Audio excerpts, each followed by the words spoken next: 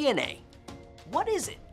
Well, simply put, DNA is life's blueprint, a molecule that encodes genetic instructions used in the development of all known living organisms and viruses.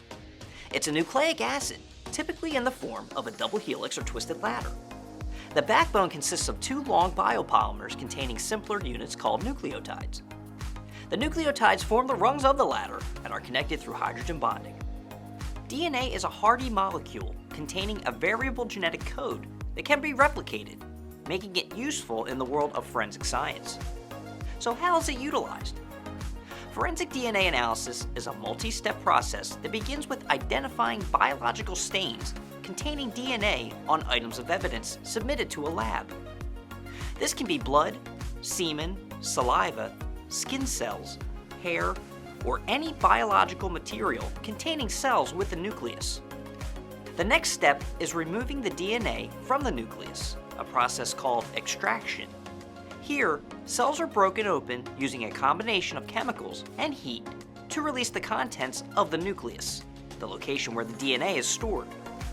The extraction often includes a cleanup process, producing purified DNA. The following step of analysis is to determine how much DNA was retrieved from the cells through a process called quantitation.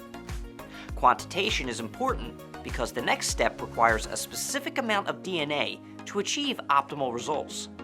Too much or too little requires the DNA concentration to be adjusted before proceeding. After quantitation comes the amplification process, where specific regions of the DNA molecule are targeted and copied. During the amplification process, fluorescent tags are placed on the targeted regions of the DNA, which will be utilized in the last step.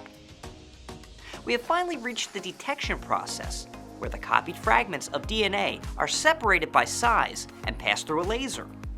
When this laser hits the fluorescent tags added earlier, they become excited and emit a specific color fluorescence. A camera determines the color of the tag and the intensity of the fluorescence.